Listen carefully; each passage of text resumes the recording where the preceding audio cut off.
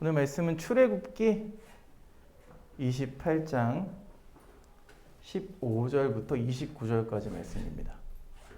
출애굽기 28장 15절부터 29절까지의 말씀. 제가 한 절 읽고 여러분들이 한 절 읽고 우리 같이 교독하도록 하겠습니다.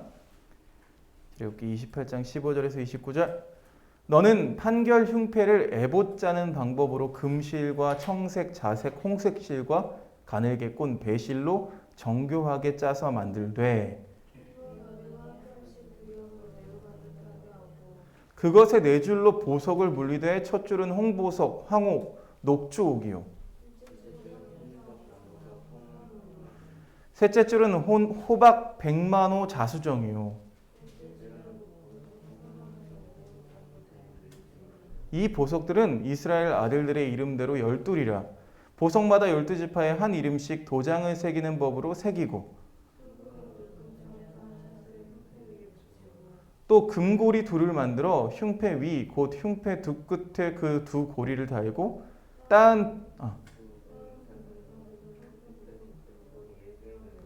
두 따은 사슬에 다른 두 끝을 에봇 앞 두 어깨바지에 금테에 메고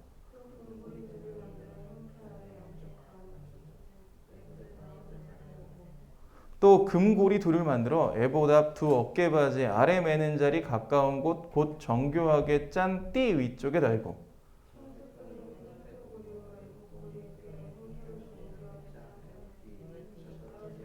29절 함께 읽겠습니다. 시작. 아론이 성소에 들어갈 때에는 이스라엘 아들들의 이름을 거룩한 이 판결 흉패를 가슴에 붙여 여호와 앞에 영원한 기념을 삼을 것이니라. 아멘. 29절 말씀 우리 함께 읽을 함께 외울 암송 말씀입니다. 자, 성막에 대해서 얘기하고 있습니다. 목사님이 이 성막에 대해서 이야기하고 있는데 성막을 설교하는 이유는 늘 똑같습니다. 뭐 어떤 부분이냐 따라서 디테일한 내용은 달라질 수 있겠지만 똑같아요. 바라보고 있는 관점은 똑같습니다. 첫 번째로는 먼저 오늘 읽은 본문이 어떤 설계도를 그리고 있는지를 우리가 먼저 이해해야 합니다. 여러분, 근데 이 언어로 특히 구어체로 쓰여져 있는 성경책을 읽으면요, 이 내용의 그림이 그려지지가 않아요. 그렇죠? 예전에는 관주 성경이라고 있었어요. 지금보다 더 어려운 구어책, 개역 개정보다. 요즘에는 여러분 우리말 성경도 많이 나오고요, 뭐 표준 세번역, 쉬운 성경 이런 게 많이 나오면서 조금 더 이제 그 그림이 그려지기 시작했어요. 그럼에도 불구하고 오늘 읽은 성경 보니까 잘 모르겠어요. 이해가 안 돼요. 대략으로 하지만 그림을 그릴 수 있도록 여러분에게 좀 알려드리는 역할을 제가 하기 위해서 이 성막 설교를 하고 있습니다. 두 번째는요, 상징성을 이해해야 돼요. 상징성. 그러니까 이 어떤 부분이 무엇을 상징하고 있는지에 대해서 계속해서 제가 이야기하고 있어요. 뭐 건축학도가 돼가지고 이 성막을 한번 관심을 가져보자 이런 거 아닙니다. 그렇죠? 무슨 양식 뭐 이런 거 중요하지 않아요. 근데 우리가 21세기를 살고 있는데 이 3,500년 전에 이 성막이 과연 오늘의 우리에게 무엇을 말하고 있는지에 대해서 우리가 알아야 한다는 거죠. 그걸 깨닫고자 이 성막을 또 펼쳐보는 것입니다. 오늘 이제 지난주에 이어서 대제사장의 옷, 대제사장의 의복에 대해서 나오는데 지난주에는 에봇이 나왔어요. 에봇이 나왔고 오늘은요, 판결 흉패입니다. 뭐라고요? 판결 흉패. 에봇 다음에 판결 흉패가 나왔죠. 이게 우리가 성막을 공부했을 때, 성막 안에 있는 기구를 공부했을 때 이 중요도가 언약궤와 속죄소 사이의 관계와 같습니다. 에봇과 판결 흉패가 언약궤와 속죄소의 사이와 같다는 거예요. 그러니까 언약궤가 속죄소를 받치고 있잖아요. 언약궤가 밑에 있고 속죄소를 받치고 있잖아요. 마치 그래서 에봇과 판결 흉패도 결국 에봇이 판결 흉패를 달고 있는 거죠. 그렇죠? 이게 고리에 달으라고 했잖아요. 달고 있어요. 그러니까 굳이 따지자면 언약궤보다 속죄소가 더 중요하듯이 오늘 말씀도 마찬가지로 에봇보다 이 판결 흉패가 더 중요할 수 있다는 거죠. 에봇에는 196단어가 할당되어 있습니다. 히브리 성경에 그래요. 근데 흉패에는 무려 400단어가 할당되어 있습니다. 여러분 뭐가 더 중요한 것 같아요? 글자 그대로 더 많이 표현하고 있고 더 설명하고 있는 것이 더 중요하다고 할 수 있겠죠.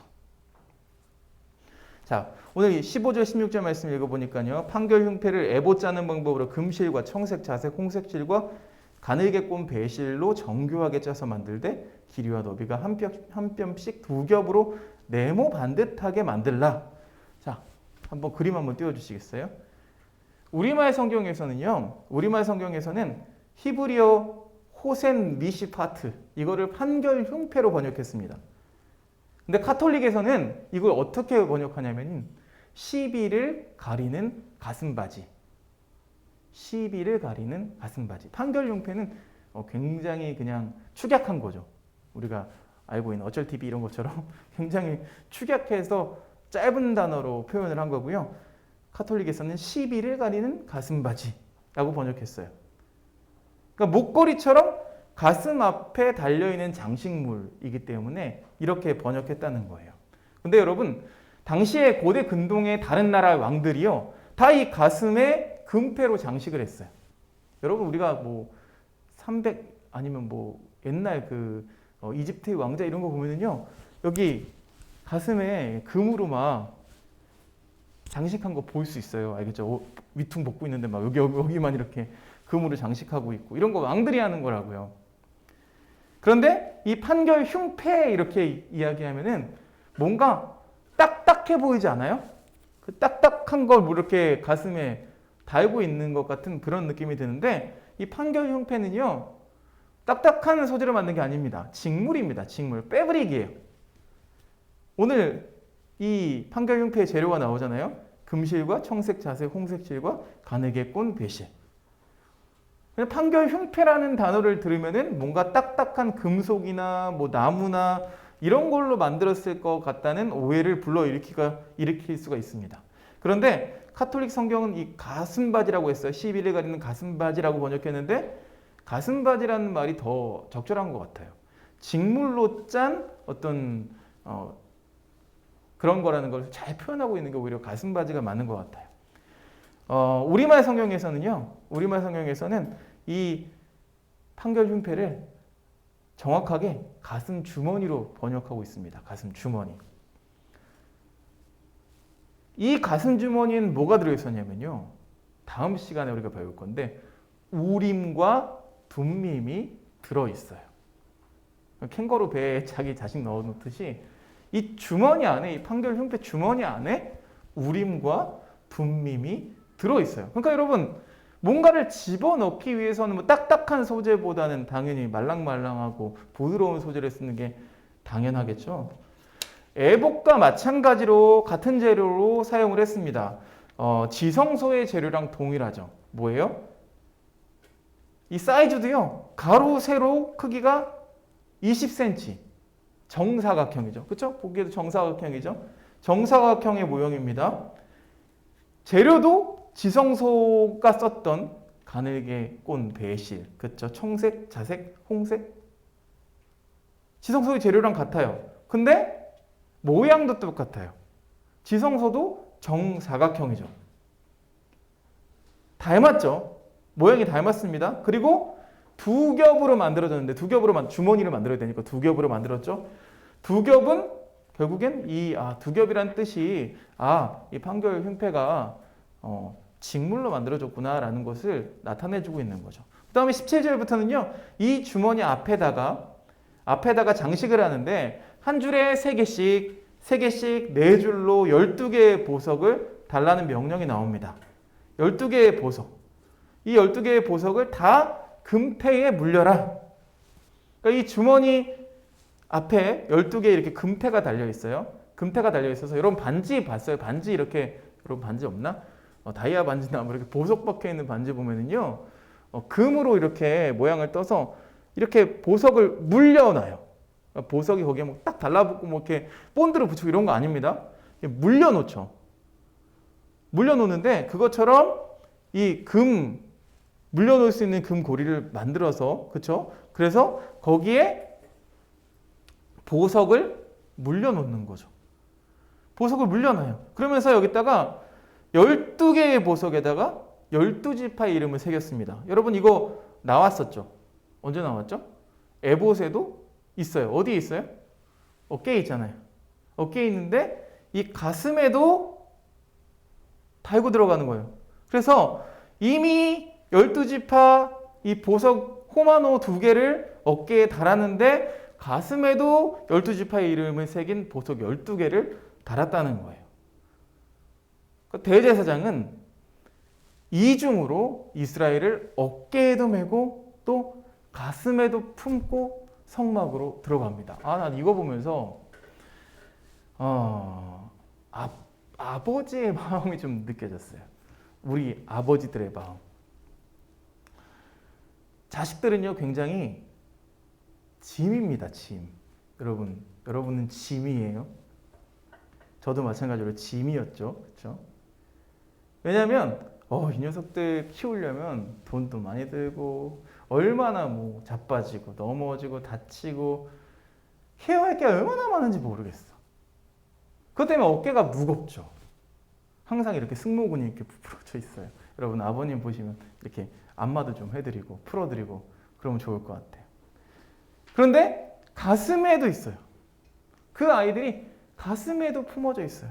내 어깨를 무겁게 하지만 그렇지만 이 아이들만 생각하면 내 어깨쯤 불어도 상관없어. 가슴에 품고 사는 거예요. 어깨에도 가슴에도 그렇게 메고 성막으로 들어간다는 거죠. 이 판결 흉패가 상징하는 것들이 있습니다. 뭐냐면 이 상징적인 의미를 우리가 알아야 되는데 먼저 이 판결 주머니라고 할게요. 이 판결 흉패 주머니를 만드는 재료를 다시 한번 주목해 보겠습니다. 16절에 보니까 금실과 청색, 자색, 홍색 실과 가늘게 꼰 배실. 그 다음에 22절에 보니까 순금사슬. 23절에는 금고리. 이렇게 동원이 됐어요. 금과 삼색실과 배실 이 모든 것들이 사용된 곳이 아까 뭐라고 했어요? 지성소.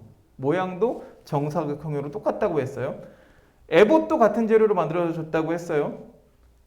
근데 여러분 지성소, 그 다음에 에봇, 그 다음 우리가 출입문 같은 재료로 쓰여졌는데 이거 우리가 어디에 속한 재료라고 했어요? 땅에 속한 게 아니라 하늘에 속한 거라고 했어요. 그렇죠? 이걸 잘 이해해야 돼요. 그러니까 마찬가지로 이 흉패도 어디에 속한 거예요? 하늘에 속한 거예요. 재료를 보면 알 수가 있어요. 하늘에 속한 것, 하늘에 속한 기구였습니다. 또한 여기 디자인이 중요한데요. 디자인이 16절에서 본 것처럼 흉패의 디자인은 가로, 세로가 동일한 정사각형이었더라. 지성소를 그대로 모방한 거죠. 그대로. 그러니까 판결 흉패는 어떻게 보면 이 판결 주머니는 제사장 가슴에 달려있는 지성소라고 할 수가 있겠습니다. 여기서 두 가지 상징성을 얻을 수 있는데 첫 번째는요. 이스라엘 12지파랑 지성소 간의 만남입니다. 그러니까 이 옷 자체가 이 성막을 확연하게 보여주는 성막의 어떤 목적을 확연하게 보여주는 옷이었다는 거예요. 대제사장이 이 작은 지성소인 이 판결 흉패에다가 이스라엘의 12지파를 상징하는 12보석을 담고 지성소에 들어갑니다. 12지파는 이 상징적으로 이 대제사장의 가슴에 매달려서 성소에도 들어가고 또 지성소까지도 들어갈 수가 있었다는 거죠. 이 12지파는 자기들 스스로는 갈 수 없었지만 이 중보자 역할을 했던 대제사장을 통해서 지성소에 계신 하나님과 만날 수 있었다는 거예요. 두 번째, 이스라엘 12지파는 원래 지성소에 있어야 되는 존재였어요. 원래는 저 안에 있어야 되는 존재였어요. 그런데 원래 하나님의 백성은 지성소에서 하나님을 만날 수 있었는데 그런데 앞으로는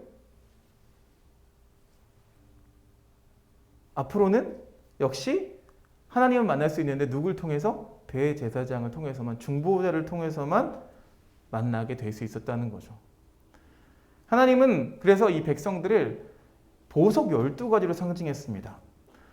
이것은 백성들을 하나님께서 보석 같은 존재로 여기셨다는 거예요. 여러분 보석 좋아해요? 보석 좋아합니까? 나중에 크면 좋아할지도 몰라요. 예쁘거든요. 왜냐하면 보석에는 어떤 가치가 있나요? 보석에는 뭐 흔하게 발로 채이는 게 아니죠. 보석이 그냥 보석이 아니죠. 귀하니까 보석이죠. 그러니까 값진 거예요. 다른 어떤 것보다도 구하기 힘든 재료들. 그걸 보석이라고 부르죠. 보기에도 예쁘지만 희소 가치가 있는 것을 보석이라고 부릅니다. 출애굽기 19장 5절 말씀 보면요. 하나님이 이 이스라엘 백성과 언약하시면서 세계가 다 내게 속하였나니 너희가 내 말을 잘 듣고 내 언약을 지키면 너희는 모든 민족 중에서 내 소유가 되겠다. 소유가 되겠다. 이 소유를 뜻하는 히브리어가 세굴라입니다. 세굴라. 세굴라. 세굴라가 무슨 뜻이냐면 개인 재산을 뜻해요. 보석. 보석이나 어떤 다른 개인 재산을 뜻합니다. 하나님이 보석같이 여기겠다고 말씀하셨어요. 잘 지키면 너희를 보석같이 여길게. 그러면서 하나님께서 이 백성들의 이름을 보석에 새김으로써 도장처럼 새기라고 되어 있죠. 새김으로써 넌 아주 특별한 존재야 라고 이야기하고 있는 거예요. 서양의 엄마 아빠들은 그런 얘기를 자주 한대요. 넌 아주 특별한 존재야. 요즘 엄마 아빠들도 잘 얘기하는 것 같아요. 저도 우리 딸들한테 잘 얘기해요. 넌 아주 특별한 존재야. 오늘 우리 둘째 딸 생일인데 넌 아주 특별한 존재야 라고 얘기해 줄 거예요. 오늘도. 그 판결융패의 12보석이 결국에는 이 한 아들들이 특별한 존재라는 것을 보여주고 있는데 이 12보석이요. 나중에 신약에서도 등장해요. 신약 말씀 어디에 등장하냐면 맨 마지막 말씀인 요한 계시록에도 이 12보석이 등장을 합니다. 거기서 환상이 나오는데요. 그 환상 속에서 이 12보석이 들어오면서 새로운 의미를 우리에게 보여주는데 뭐냐면 새 예루살렘 성을 만드는 거예요. 이 새 예루살렘 성이 나오는데 거기에 뭐가 나와요? 보석이 등장해요. 예루살렘 성은 하나님의 영광이 머무는 곳입니다. 마찬가지로 새 예루살렘 성도 하나님의 영광이 머무는 공간인데 성 전체가 금으로 만들어졌어요. 성 전체가 다. 성막하고 비교하면 어떤가요? 하나님이 임재하시고 또 금으로 단장됐다. 이게 마치 지성소와 같다고 할 수 있겠죠. 새 예루살렘 성전은 지성소랑 같은 모양이에요. 그런데 새 예루살렘 성에는 성전이 없습니다. 그러니까 뭐냐면 성전이라고 분리된 곳 자체가 없다는 거예요. 뭐예요? 그 성 자체가 그냥 지성소이기 때문에 그래요. 구분해 놨잖아요. 아무나 들어갈 수 없었잖아요. 그런데 새 예루살렘 성에는 어디나 출입할 수 있었고 그 어디나 다 지성소였다는 거죠. 새 예루살렘 성도 마찬가지로 가로 세로 높이가 똑같습니다. 정육면체입니다. 새 예루살렘 성에도 당연히 하나님의 영광이 임재한 공간이었고 여러분 이 환상이라는 것은 우리 수준에 맞게 그러니까 뭐 그것을 막 확대 해석해서 이건 뭐고 이렇게 얘기하는 사람이 있는데요. 우리가 이해할 수 있는 수준에 맞춰서 보여주는 거죠. 그래서 많은 귀금속을 동원해서 묘사합니다. 근데 우리가 함께 오늘 읽은 말씀 보면은요, 구약에는요, 12지파의 이름이 새겨져 있는 12개의 보석들이 있었지만, 자, 여기는요, 신약의 성도들을 대표하는 12사도의 이름이 새겨져 있습니다. 요한계시록엔 좀 다르죠. 똑같은 보석이 등장하는데, 이번엔 12사도가 새겨져 있다는 거예요. 또 12개의 진주문이 있다고 해요. 진주로 새겨진 문이 있다고 해요. 진주가요, 여러분, 지금은 양식을 합니다. 그냥 키워내요. 그러니까 조개한테 못할 짓 하는 건데 조개한테 돌 집어넣어가지고 아프잖아요. 여러분 그 생각해 보세요. 여러분 발 이렇게 신발 신고 다니는데 거기에 돌멩이 조그만 거 하나 들어갔어. 어때요? 축구할 때 축구할 수 있냐? 장난 아니죠. 그러면 계속 괴롭히잖아요. 알잖아요. 근데 내 집에 요만한 큰 돌을 갖다 집어넣는 거죠. 그러면서 그걸 계속 품고 아픈데 막 계속 품고 있게 하다가 결국에는 그게 진주가 되는 거죠. 지금은 굉장히 진주가 값싸졌어요. 지금도 천연 진주는 비쌉니다. 천연 진주는 비싸요. 고대에는 아주 가장 값비싼 보석이 진주였어요. 마태복음 13장 보면은요, 좋은 진주를 얻기 위해서 전 재산을 팔기도 합니다. 전 재산을 팔아야 살 수 있는 게 진주였다고요. 구약의 12지파, 구약에는 12지파의 이름을 새겼지만 이 요한계시록에는 12사도들의 이름이 새겨져 있는 게 다르다고 했어요. 이제 교회는 그리스도의 교회이기 때문에, 그렇죠? 그래서 예수님을 만나고 예수님과 함께 생활하고 그것을 증거했던 이 사도들의 이름이 새 예루살렘 성의 기초가 됐다는 거죠. 자, 6평짜리였어요. 지성소는 가로, 세로, 높이가 똑같은 정육면체 6평짜리였습니다. 그런데 이제 새 예루살렘 성은 문자적으로만 보면은요, 2300세제곱킬로미터. 2300세제곱킬로미터는 어느 정도냐면 당시에 가장 큰 나라가 로마 제국이었습니다. 이 로마 제국을 다 덮을 수 있는 크기입니다. 엄청난 거죠. 2300km면은 우리나라 서울에서 부산까지 한 450km 정도 되나요? 뭐 길게 가도 500km 정도 되는데 엄청난 크기인 거죠. 엄청난 크기의 사이즈입니다.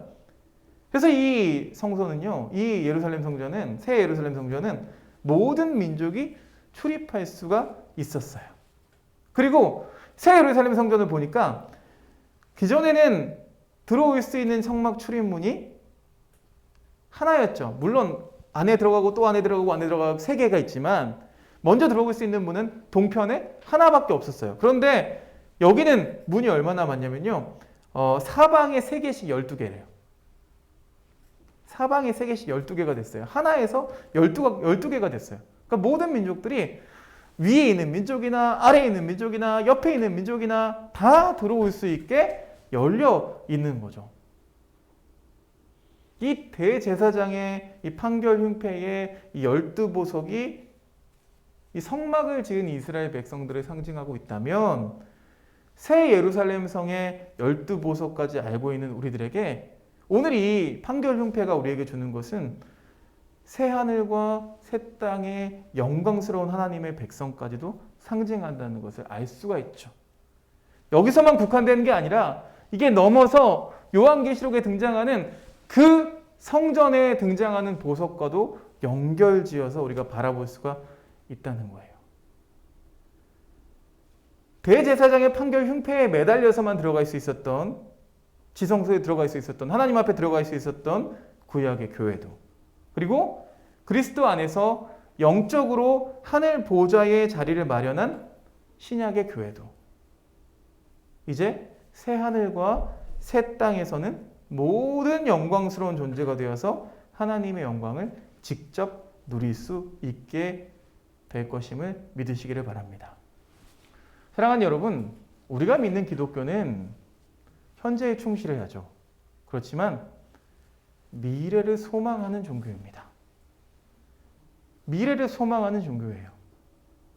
그래서 어떤 사람들은 오해하는 사람들이 있어요. 예수님 믿으면서 예수님 잘 믿으면, 헌금 많이 하고 예배 잘 나오고 기도 열심히 하면 내 미래가 탄탄해질 거야 라고 생각하는 사람들도 있어요. 근데 그게 아니죠. 그게 아닙니다. 우리에게 미래는 무엇입니까? 아까 얘기했던 새하늘과 새 땅, 새 예루살렘 성전, 모든 민족이 구원을 얻게 되는, 어느 곳에서도 하나님 앞에 다가올 수 있게 되는, 그게 우리의 소망인 거죠. 그것이 우리의 소망입니다. 그래서 기독교는 이미와 아직 사이에 있다고 이야기해요. 뭐라고요? 이미와 아직 사이. 이미 하나님 나라가 우리 가운데 임해 있어요. 우리는 이 땅에서 하나님 나라를 맛볼 수 있어요. 그런데 그건 일부에 불과하죠. 지금 제가 얘기했던 그 새 하늘과 새 땅, 그 새 예루살렘 성전은 우리가 경험해 보지 못했어요. 그것은 마지막 때에 누릴 수가 있습니다. 그것은 아직 다가오지 않았죠. 그런데 우리는요, 현실에 집착하며 살아갑니다. 왜 이렇게 현실에 집착하며 살지 모르겠어요. 심지어 현실에서도 승리하기가 힘듭니다. 애플 뮤직에 복원하면서 쏘리. 승리하기가 힘듭니다를 찾을 수 없습니다. 제게 라디오 진짜? 스테이션을 요청하시거나 승리하기 힘듭니다를 찾아볼 수가 없대요. 여러분, 우리가 현재에만 매달려 있으면 또는 너무 미래에만 매달려 있으면 이거예요. 뭐 예수님 믿으면서 난 천국 갈 거니까 괜찮아. 지금 뭐 그지같이 살아도 괜찮아. 난 천국 갈 거니까. 이것도 반쪽짜리입니다. 또 미래를 소망하지 않으면서 지금 내가 잘 살고 있으니까 괜찮아. 뭐 지금만 괜찮으면 되지 않겠어? 이렇게 생각하는 것도, 문제에 집착하고 지금의 문제에만 집착하는 것도 역시 반쪽짜리가 되고 말아요. 이 두 가지가 균형이 있어야 우리의 신앙이 단단하게 건강하게 성장할 수가 있다는 것입니다. 우리의 미래는 정해져 있는 것 같아요. 영광스러운 미래가 우리에게 정해져 있어요. 예수님이 그렇게 보여주셨어요. 여러분, 예수님의 이번 한 주간 고난주간이잖아요. 고난주간에 예수님은 굉장히 소망이 없어 보이죠. 암담하죠. 예수님과 함께 했던 제자들도 도망가요. 다 도망가요. 베드로는요, 멀찌감치 따라가요. 그래도 의리는 조금 있어. 근데 멀찌감치 따라갔다가 사람들이 이 사람 저 예수랑 같이 다니던 사람 아니야? 베드로가 튀잖아요. 말도 많고요. 다혈질이라서 막 튀어요. 그러니까 뭐예요? 저 아니에요. 저 절대 아니에요. 또 딴 데로 도망간다? 멀찌감치 또 찾아보고 있다. 또 걸려요. 이 사람 그 사람 맞아. 옆 사람까지 이번엔. 가세 하니까 뭐라고 그래요? 저주합니다. 예수님을 저주해요. 심지어. 그래요. 소망이 없어요. 그리고 그 사람들 어떻게 12사도가 될 수 있었겠어요? 말도 안 돼요. 그런데 사흘 후에 예수님이 부활하시고 난 이후에 이 찌질한 12제자가 12사도가 되죠. 그리고 그 이름이 새하늘과 새 땅, 예루살렘 새 성전에 쓰여져 있다는 거예요. 우리 모든 믿는 사람들을 대표해서. 사랑하는 여러분, 우리가 우리에게 주어진 그 하나님의 영광, 미래를 생각하면서 그 소망을 가지고 오늘 하루의 삶에서도 승리하면서 살 수 있었으면 좋겠어요. 하나님께서 함께 하심을 믿고, 우리가 무슨 많은 기도 제목들이 있죠, 여러분. 많은 기도 제목들이 있습니다. 우리에게 목표가 있죠. 목표는 반드시 있어야 돼요. 그런데 그게 목적이 되어서는 안 된다고 말씀드렸어요. 좋은 축구 선수가 되고 싶어요. 그럼 목표가 될 수 있지만 그게 전부가 되어서는 안 되죠. 우리는 목표와 목적을 구분할 줄 알아야 돼요. 목적은 무엇입니까? 하나님의 영광을 위해서. 하나님의 영광을 위해서 내가 가진 것으로 최선을 다할 때 그 목표가 이루어질 줄로 믿습니다. 이번 한 주간 고난 주간인데요. 우리가 함께 세 가지 3-1 나누기 원합니다. 3-1 나눠볼 텐데요. 주보 보시면 첫 번째로 원버스 함께 읽어야 되는 암송 말씀 28장 29절 말씀입니다. 아론이 성소에 들어갈 때에는 이스라엘 아들들의 이름을 기록한 이 판결 융패를 가슴에 붙여 여호와 앞에 영원한 기념을 삼을 것이니라. 영원한 기념을 삼을 것이니라. 이것이 함께 암송해야 될 말씀입니다. 그리고 하나의 기도가 있습니다. 이번 한 주간 함께 기도해야 되는 것은 이미와 아직 사이에 있는 우리에게는 현실도 중요하지만, 여러분 현실의 문제도 굉장히 많지만 아직 다가오지 않은 미래도 중요하죠. 영광스러운 미래가 우리 앞에 있음을 믿고, 이거 믿기 되게 힘들어요. 하나님이 분명히 하나님의 백성이라고 우리를 삼아 주셨음에도 불구하고, 영광스럽게 하겠다고 말씀하셨음에도 불구하고 믿지 않고 살아갈 때가 진짜 많죠. 염려하죠. 고민하죠. 우리가 염려하는 것의 98%는 실제로 일어나지 않는다고 해요. 근데 그러면서 살아가요. 그래서 기도가 필요합니다. 그렇게 기도했으면 좋겠고요. 마지막으로 원액트입니다. 원액트는 고난주간입니다. 고난주간은 슬퍼하고 애도하는 기간이 아니에요. 예수님이 아예 그냥 돌아가셔서 안 오실 것 같으면 그렇게 슬퍼하고 애도해야 되는데 그게 아닙니다. 그렇다고 흥청망청 보낼 것도 아니죠. 예수님을 기대하는 시간이기도 합니다. 기대하면서, 기대하는 마음으로 예수님의 죽음을, 예수님의 그 십자가의 보혈을 묵상하는 한 주간이 됐으면 좋겠고, 그렇게 준비하면서 여러분 다음 주는 부활주일이에요. 부활주일 예물을 하나님께 준비할 수 있었으면 좋겠습니다. 이 세 가지 3원 함께 참여해 주시기를 부탁드리겠습니다. 같이 기도하겠는데요. 우리 같이 기도 제목 가지고, 지금 함께 나눴던 기도 제목 가지고 기도했으면 좋겠어요. 우리의 힘으로는 될 수 없습니다. 우리는 매번 염려해요, 고민해요, 걱정해요. 왜 그런지 모르겠어요. 그러나 하나님께서 우리에게 소망을 주셔서 그 소망도 우리가 막 가지려고 노력한다고 되는 게 아니에요. 하나님이 우리 가운데 이 성령께서 역사하셔야만 충만함을 느낄 수 있어요. 하나님이 함께 하셔. 하나님이 반드시 나를 영광스럽게 하실 거야. 그런 소망을 우리에게 주세요. 우리가 찾아야죠. 우리가 구해야죠. 우리가 두드려야죠.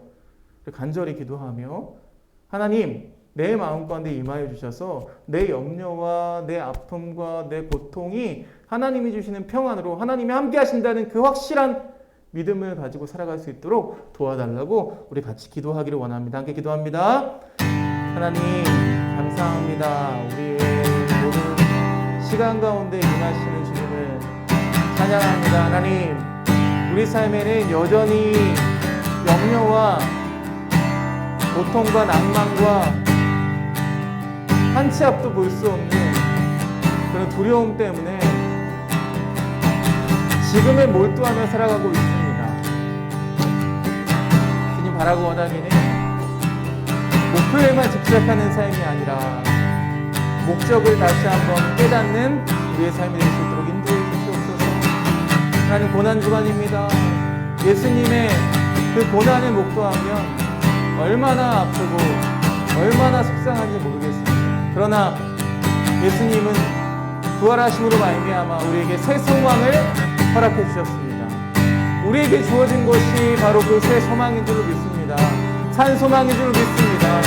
나무에 달린 것은 저주받았다 말씀했지만, 세상 사람들은 말하였지만, 그러나 영광의 승리로 우리에게 찾아와 주신 예수 그리스도를 기억하며, 하나님, 우리의 고난도, 우리가 받은 그 상처도 장차 영광이 될 것을 믿으며 주님 앞에 나아갈 수 있는 우리 모두가 될 수 있도록 인도해 주시옵소서. 또 하나님 이번 한 주간에 우리의 삶 가운데 함께해 주시옵소서. 모든 시간 가운데 함께해 주시옵소서. 하나님 감사합니다. 주님, 우리가 주님 앞에 간절히 구하는 것은 우리는 더욱 주님이 필요합니다. 우리 안에 계신 성령님, 주님을 만나기를 원합니다. 주님을 느끼기를 원합니다. 주님의 얼굴을 보기 원합니다. 주님을 체험하기 원합니다. 바라기는 이번 한 주간도 주님을 묵상하는, 그리스도의 보혈을 묵상하는 이 고난주간, 우리가 슬픔에 매몰되는 것이 아니라, 고난에 매몰되는 것이 아니라 그 안에서도 기대와 소망을 가지고 살아갈 수 있도록, 그래서 결국 우리의 삶 가운데서도 어려움과 아픔과 고난은 찾아오지만 결국 빛나게 하실 우리 예수 그리스도, 우리 하나님을 찬양하며 평안하게 살아갈 수 있는 한 주간 될 수 있도록 주님 인도해 주시옵소서. 예수 그리스도 이름으로 기도드렸사옵나이다. 아멘.